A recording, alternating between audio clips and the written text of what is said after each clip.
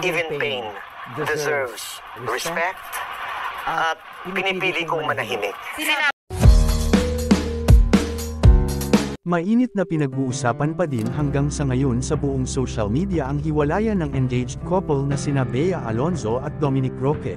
Isa na din ang tungkol sa tinutuluyan condominium unit at tunay na pinagkakakitaan ng dating aktor, gayon hindi naman ito aktibo sa showbiz. Naging usap-usapan din ang pagpapaimbestiga ng kampo ni Bea kay Dominic tungkol sa kabuhayan nito.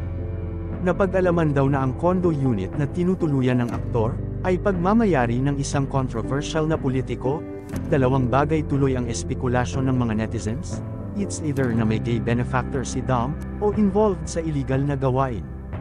Marami kasi nagtatanong kung paano niya na-afford ang manirahan sa ganoong high-end na condo unit, gayon hindi naman daw siya aktibo sa showbiz. Speaking of kabuhayan, sa mga nagtataas daw ng kilay sa kung ano ang pinagkakaabalahan ni Dominic, may sariling multimedia company o production house ang aktor, na nagkukomisyon sa iba't ibang brand company para gumawa ng AVP, o audiovisual presentation.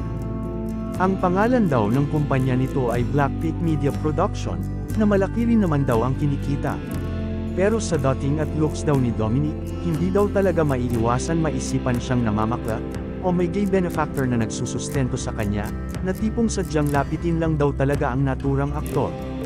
Huwag daw sanang ma-disgraded si Dominic, dahil kumikita din naman daw ito sa kanyang negosyo or endorsement, pero sa asset at properties daw ay talaga namang lamang si Bea.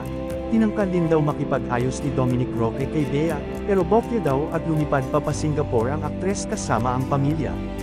Samantala nagsalita na ang di umano'y tinuturo na isa din sa naging sugar daddy ni Dominic Roque na si Boy Abunda, sa kanyang naging panayam nang may tanong sa kanya ang patungkol sa pagkakaugnay ng kanyang pangalan sa hiwalayan ni Bea Alonzo at Dominic Roque. Sinabi niya, "I realized people involved in this controversy are going through pain. Even pain deserve respect at pinipili kong manahimik."